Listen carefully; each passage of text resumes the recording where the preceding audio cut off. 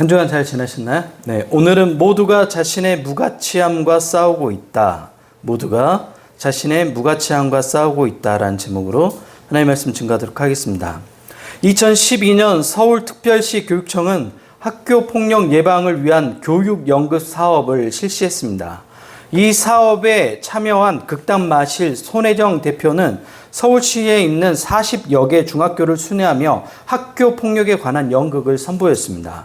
이 연극은 현장의 상담교사들과 담당자들에게 매우 좋은 평가를 받았습니다. 이 당시 학교 폭력 연극에 참여한 배우들이 대부분 다 한예종 출신이었어요.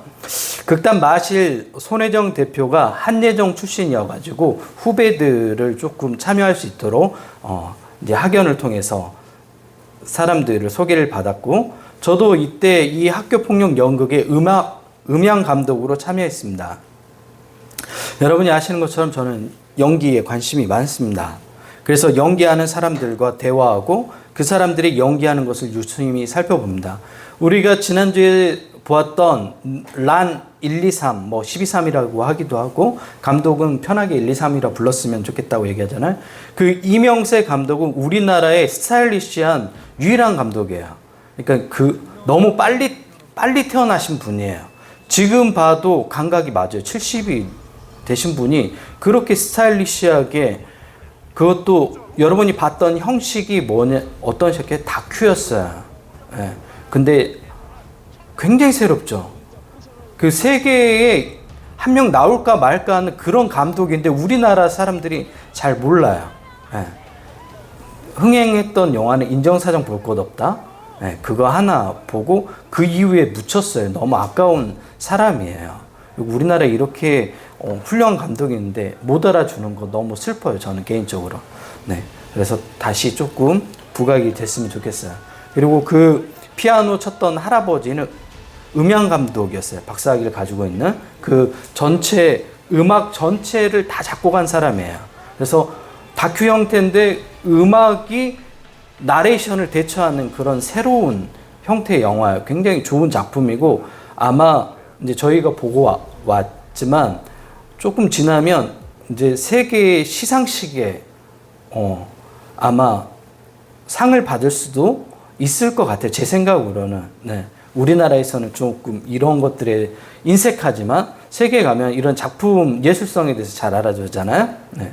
그래서 저는 그런 데 관심이 많고, 그런 연기나 작품들을 잘 만들어진 것들을 보면 굉장히 마음이 뿌듯해요. 네. 그래서 당시 학교 폭력 연극하는 그 한예종 출신의 연기하는 사람들의 연기를 자세히 살펴봤어요. 그래서 어떻게 연기하나? 40번 공연이지만 오전, 오후 하루에 두 번 공연이 있어요. 그래서 학교를 찾아가서 거기서 세팅하고 연극을 하는 건데, 그러니까 매번 똑같은 연기를 계속 반복해서 하면 또 애들 상대로 하니까 얼마나 집중해서 하겠어요, 배우들이.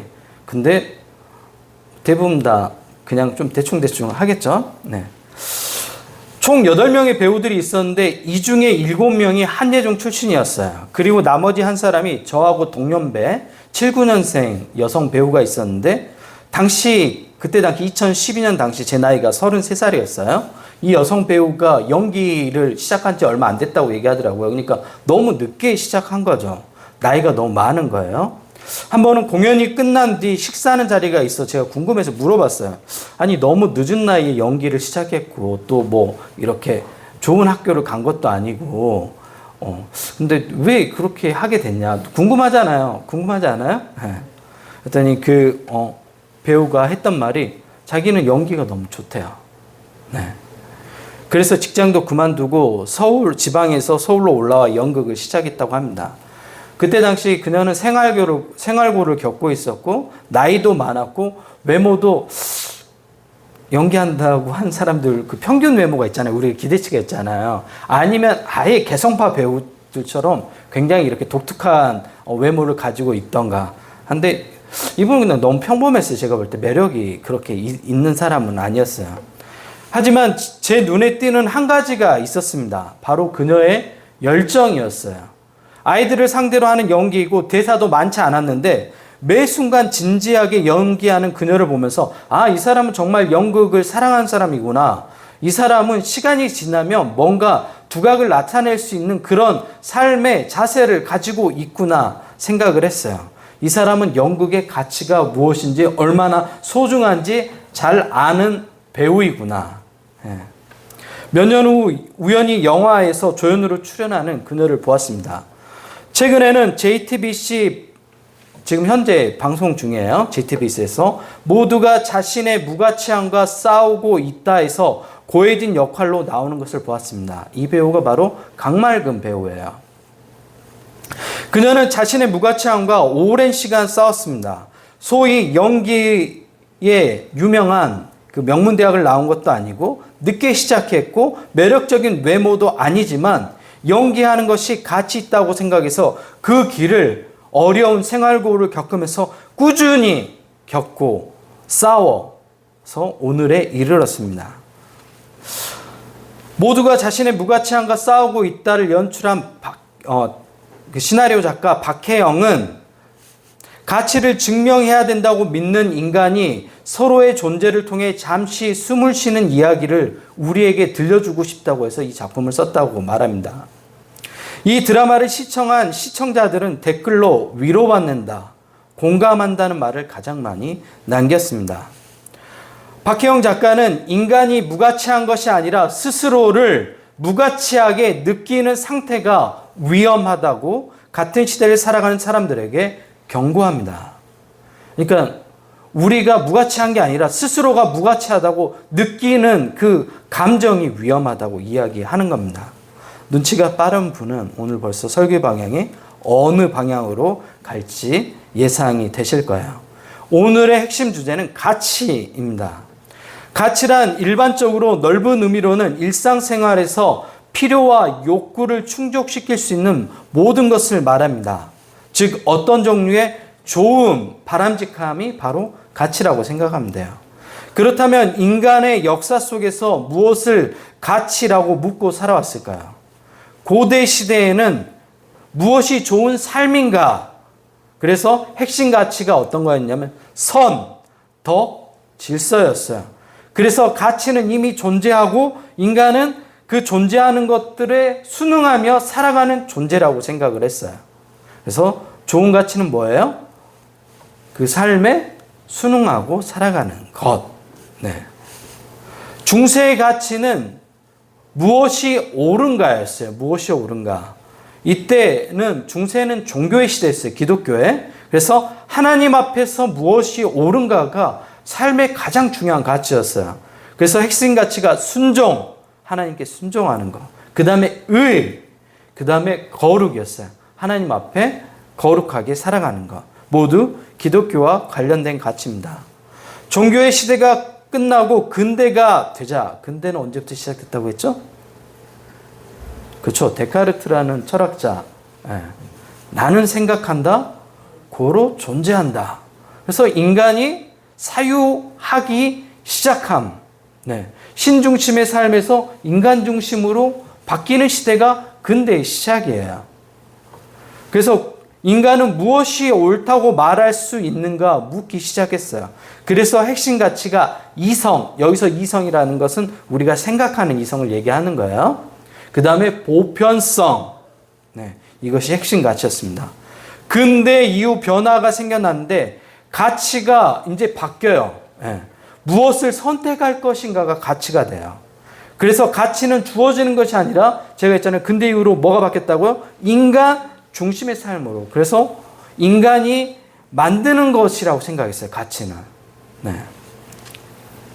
그렇다면 오늘날 핵심 가치는 무엇일까요? 여러분 한번 생각해보세요. 오늘날은 사람들이 무엇이 가치 있다고 얘기하죠? 여러분은 무엇이 가치 있다고 생각하세요? 영민 집사님 뭐가 가치 있어요? 김영민이 생각하는 가치는 뭐예요? 가치가 뭐예요? 노영빈이 생각하는 가치는 뭐야? 영빈이는 오늘날 뭐가 가치 있다고 생각해?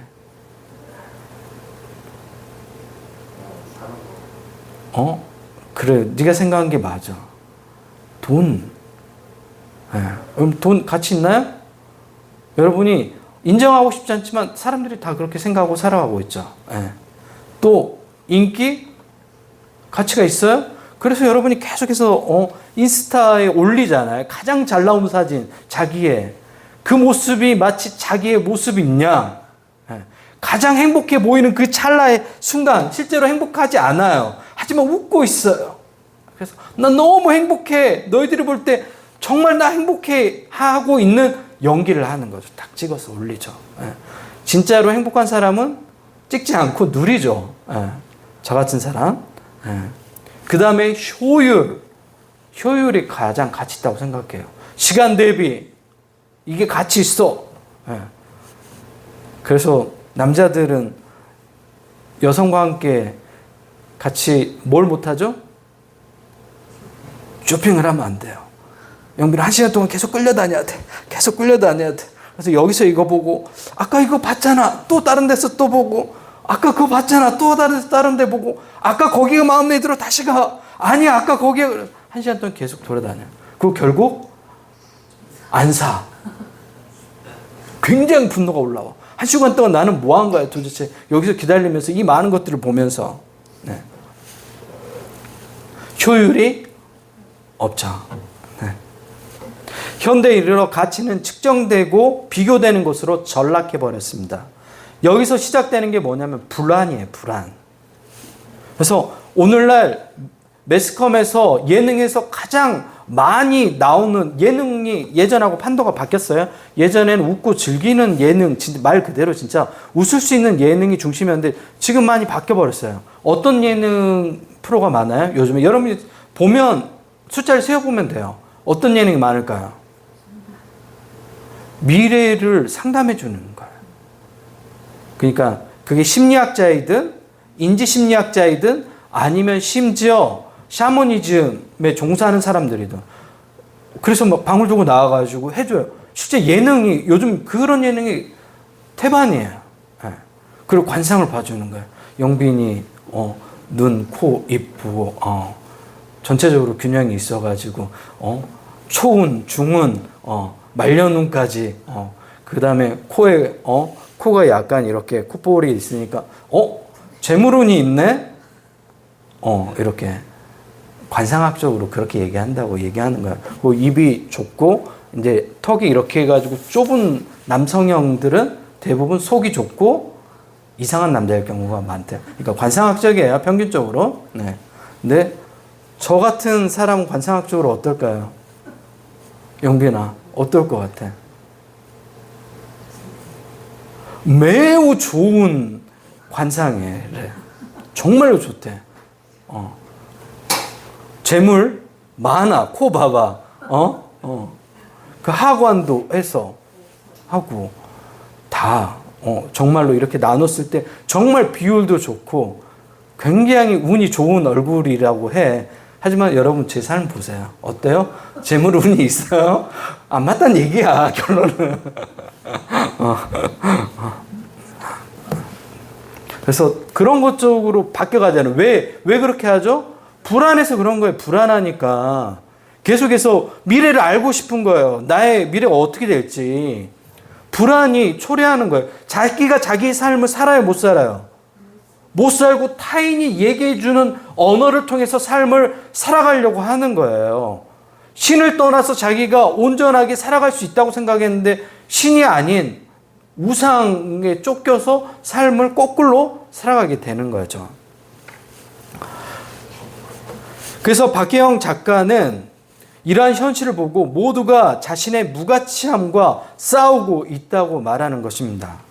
오늘 본문은 신앙인의 가치에 대해서 이야기합니다. 그리스도의 도, 빛을 받고 하늘의 은사를 맛보고 말씀과 내세의 능력을 맛보고 타락한 자의 길을 걸으면 안 된다고 말합니다. 성경 전체에서 가장 무서운 말씀이 오늘 등장해요. 다른 데는 절대로 등장하지 않는 말씀이에요. 6장 6절입니다. 타락한 자들은 다시 새롭게 하여 회개할 수 없나니. 굉장히 무섭죠. 대부분의 말씀은 우리가 다시 돌아갈 수 있고 우리가 언제든지 돌아오면 받아준다는 그런 하나님의 위로의 말씀인데 이 말씀은 굉장히 강력해요. 매우 충격적이죠. 왜 이런 강한 어조로 이런 말씀을 하는지 우리는 히브리서 배경을 보면 알 수 있습니다. 히브리서는 예수님이 가르친 하나님 나라의 가치의 삶을 버리고 다시 유대교로 돌아가는 사람들에게 들려주고 있는 하나님 말씀이에요. 그러면 왜 유대교로 돌아갔을까요? 이유는 단 하나요. 당시 로마가 유대교를 국가에서 인증한 종교단체로 등록해 줬어요. 이 종교단체로 등록이 되면 어때요? 로마의 모든 혜택을 다 받아요. 하지만 기독교는 어때요? 받았어요? 못 받았단 말이에요. 그러면 경제적인 거, 신체적 이런 위협에 노출되는 거예요. 실제로 많은 박해를 받았어요. 그리고 경제활동이 막혔어요, 실제로. 왜? 경제활동 하는 것 안에 뭐가 포함이 됐냐면 황제를 숭배하는 게 포함이 되어 있어요. 기독교인으로서 할 수 있어요? 못하죠. 그러니까 안 하잖아요. 내려놓는 거죠. 그래서 실제로 굉장히 어려운 삶을 살아갔단 말이에요. 근데 유대교로 돌아가면 어때요? 어때요? 그 모든 것들이 다 보장돼요. 오늘날 우리가 따지는 효율이 있어요. 돈이 생겨요. 가치가 있어요. 어떻게 하겠어요? 돌아가는 거예요. 많은 사람들이 돌아가는 거예요. 이런 신자들에게 말씀을 들려주고 있는 거예요. 타락했는데 돌아오지 못한 존재가 있었죠. 어떤 존재들이에요? 타락했는데 다시 하나님께 못 돌아온 존재들이 있었어요. 어떤 존재들일까요? 사탄이에요, 사탄. 그리고 제가 한번 물어볼게요. 구마 의식을 하는 사제들이, 카톨릭 사제들이 하는 얘기예요.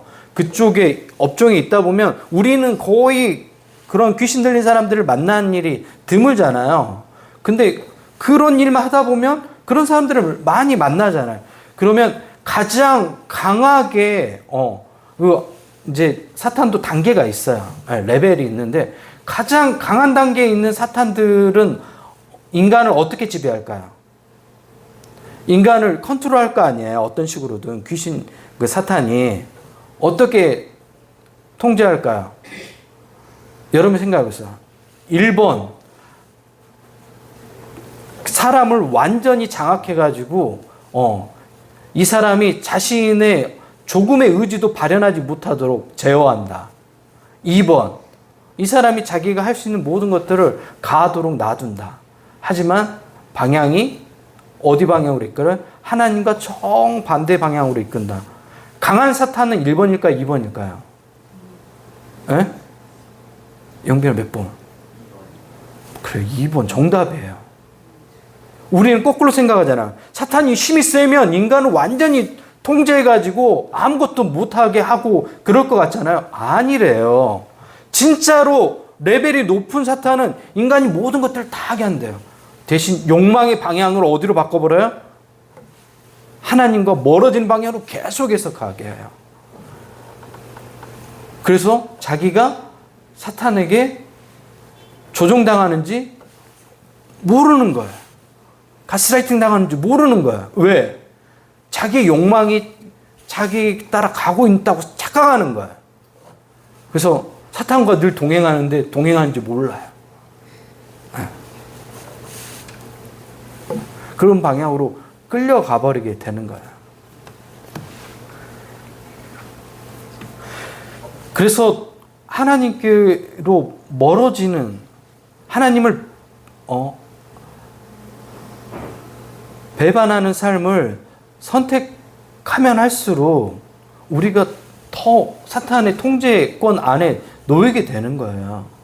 그래서 위험한 거예요. 그래서 하나님을 떠나고 나서 돌아오지 못한 존재는 사탄밖에 없어요. 사탄은 원래 어떤 존재였어요? 천사들이었어요. 천사들이었다고요. 천사가 아니라 천사들이었다고요. 근데 왜 사탄이 됐죠? 하나님과 관계가 깨어진 거예요. 왜? 하나님이 주신 자유 의지를 통해서 어떻게 했어요? 하나님께 돌려야 될 영광을 자신들이 누리고 싶어 했던 거예요. 우리 인간도 그러잖아요. 여러분 주변에 이상한 사람들 봐보세요. 어때요? 사람 같지 않은 사람 있잖아요. 자기가 신인 것처럼 행동하는 사람. 대표적으로 미국에 한 사람 보이잖아요. 최근에 동상도 세웠어요. 금으로 바깥쪽에 입혔다고 하더라고요. 시간 나면 영빈이랑 같이 비행기 타고 와서 그 금 긁어갖고 와야 되겠어. 트럼프 동상. 나 미국 못 가는 거 아니야? 이렇게 얘기했다고? 현대에는 가치가 효율과 성과입니다. 전에는 타인과 경쟁하며 되었는데 오늘날에는 누구하고 또 경쟁해야 돼요? 누구하고 경쟁해야 돼요? 이제는 여러분. 전에는 다른 사람과 경쟁했으면 됐어요. 근데 요즘엔 누구하고 경쟁해야 돼요? 네? 누구랑 경쟁해야 돼요? 아니, 전에는 다른 사람하고만 경쟁하면 되는데 요즘에는 또 경쟁해야 되는 대상이 또 생겼죠. 영빈아, 누구야? 그렇죠. AI죠. 이제는 AI하고 경쟁해야 돼요. 네. 오늘날 인공지능과 경쟁해야 되는 시대에 돌입했습니다. 우리는 그래도 이제 끝물이라서 괜찮아요. 어쨌든 뭐 시행착오 겪으면서 이리저리 하고 흘러가고 끝날 거예요. 하지만 지금 20대는 AI하고 끊임없는 경쟁을 해야 됩니다. 문제는 AI는 쉬지 않아요. 인공지능은. 밤낮이 없어요. 24시간 일해요. 인간이 아무리 노력해도 인공지능에 비해 효율과 성과가 현저하게 떨어집니다. 예전에는 기업에서 사무보조라는 그런 채용을 많이 했어요. 요즘은 할까요? 거의 안 해요. 왜? 누가 다 해요? 인공지능, AI가 다 대처하고 있어요. 오늘날 가치를 우리 삶에 적용한다면 저와 여러분 모두는 무가치한 존재가 되어버린 겁니다. 문제는 AI가 끝이 아니에요. 인공지능이 끝이 아니에요. 제가 저희 교회에도 지금 책꽂이에 인공지능 관련된 책뿐만 아니라 제가 몇 년 전부터 계속 얘기했잖아요. 뭐 얘기했죠? 양자에 대해서 얘기했죠. 이제 양자 컴퓨터가 상용화가 멀지 않았어요. 그리고 양자 컴퓨터를 쓸 수밖에 없어요. 왜냐하면 우리가 지금 쓰고 있는 암호 체계를 AI가 다 어떻게 했냐면 풀어버려요. 그래서 보안 관련된 모든 것들이 비상이에요. 어디부터 비상일까요? 보안 관련된 여러분 하고 있잖아요. 여러분 매일 하고 있잖아요. 보안 관련된 뭐예요? 핸드폰. 그 다음 또 뭐 있어요? 은행. 여러분 통장. 온라인. 네. 그리고 또 뭐 있어요? 우리가 생활하고 있는 모든 것들이 다 보안이에요. 보안. 근데 그 보안 체계가 모두 다 어떻게 해요? AI가 풀 수 있는 시대가 도입됐어요. 다음 달에 출시되는 AI 종류 중에 그 보안들을 풀 수 있는 몇 가지가 나와요. 그래서 비상이 걸렸어요. 그러면 이걸 보안을 막을 수 있는 건 딱 하나밖에 없어요. 뭘까요? 양자 암호예요. 양자 암호. 그래서 비트코인은 암호화되어 있는데 이거는 뚫려요. 하지만 코인 중에 안 뚫리는 양자 암호 체계로 되어 있는 코인이 몇 가지가 있어요. 여러분 주변에 비트코인 사가지고 있는 사람 있으면 빨리 팔아라고 얘기해야 돼요. 진짜 정말 인생 망하는 상황이 올 수도 있어요. 그래서 양자 보안이 필요해요. 네. 그래서 양자 컴퓨터 상용화가 더 빨라질 거예요. 뭐 이 정도 얘기하면 아시겠죠? 네. 그러면 양자 컴퓨터가 등장하면 또 어떤 문제가 발생하냐? 지금의 체계의 컴퓨터보다 양자 컴퓨터가 여러분이 생각하는 것보다 100배는 빠르다고 생각하면 돼요. 처리 속도가. 인공지능보다 100배가 빨라요. 왜? 컴퓨터는 이진법으로 써요. 0하고 1. 근데 양자는 0, 1, 0, 1. 그 양자 중첩이라는 이게 있어요. 그래서 그럼 뭐 삼진법이 아니에요. 양자 중첩을 여러 개 쓸 수 있어요. 동시에 100개를 던져가지고 100개를 풀 수가 있는 거예요. 고전 컴퓨터는 어떻게 풀어야 돼요? 1부터 순서를 쭉 가야 되는 거예요. 100까지. 하지만 어때요? 100까지 한꺼번에 숫자를 계산할 수 있는 게 양자 컴퓨터예요. 그럼 양자 컴퓨터가 나오면 지금보다 사회 변화 속도가 훨씬 빠르겠죠. 그러면 효율은 어떨 것 같아요? 훨씬 효율적이겠죠. 효율이 가치라고 계속해서 이 사회가 중심에 놓고 간다면 인간은 더 이상 필요 없는 존재가 되겠죠. 인간만큼 비효율적인 존재가 어디가 있어요?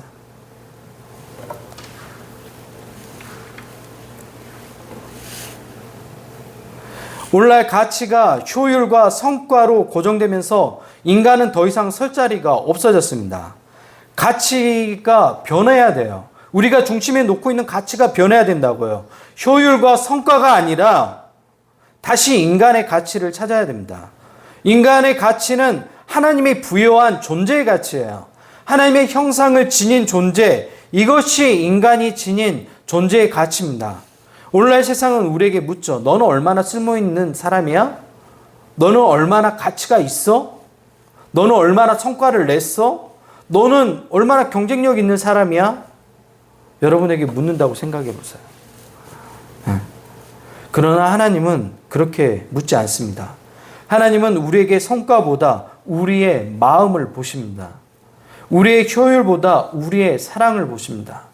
우리의 성공보다 우리가 끝까지 붙드는 소망을 보십니다.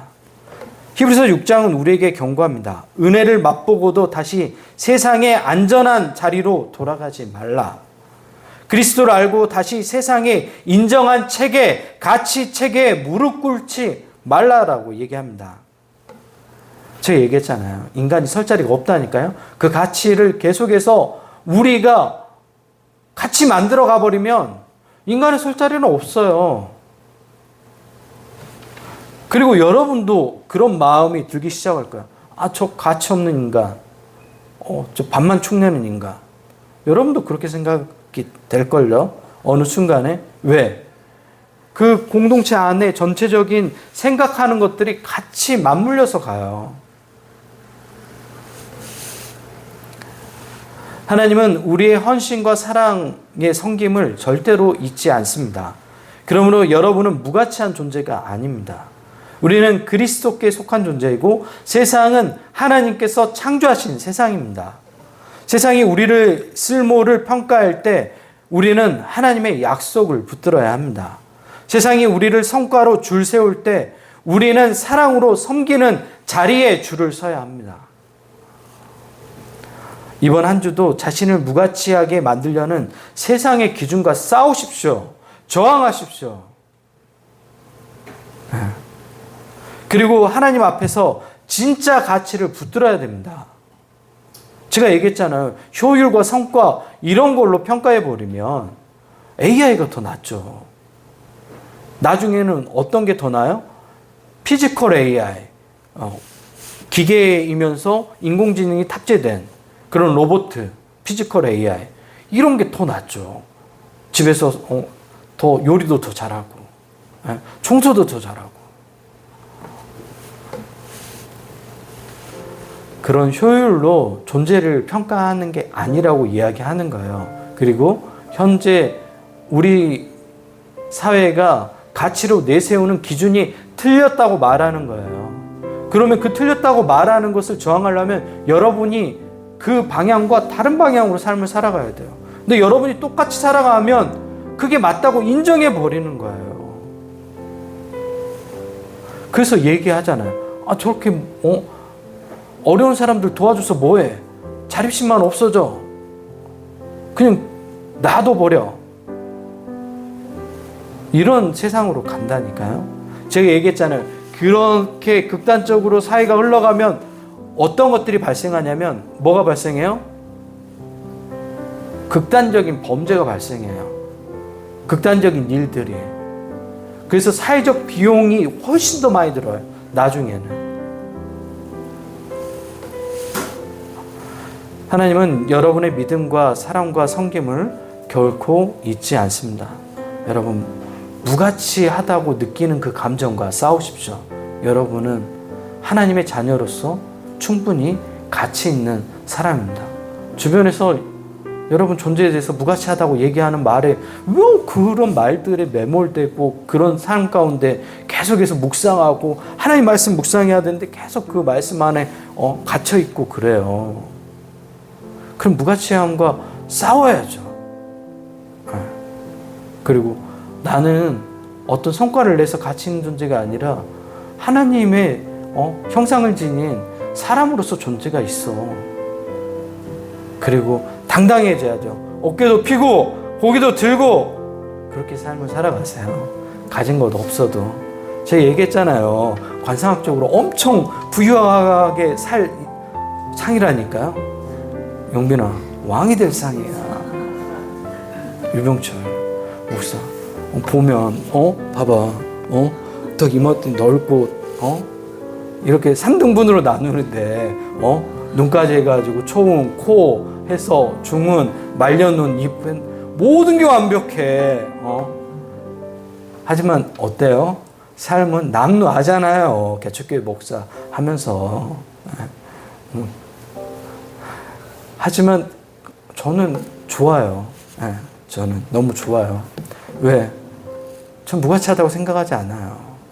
저는 여러분과 함께 뉴에본교회를 세워가는 게 가치 있다고 생각해요. 그리고 힘이 나고, 그리고 누군가 이 공동체를 찾았을 때 기쁨이 되는 공동체길 늘 소망해요. 그래서 늘 최선을 다하는 자리에 있고 싶어 하죠. 네. 네. 한 주간 여러분이 무가치하다고 만드는 그것들과 저항하고 싸우는 한 주가 되었으면 좋겠습니다. 같이 기도할까요?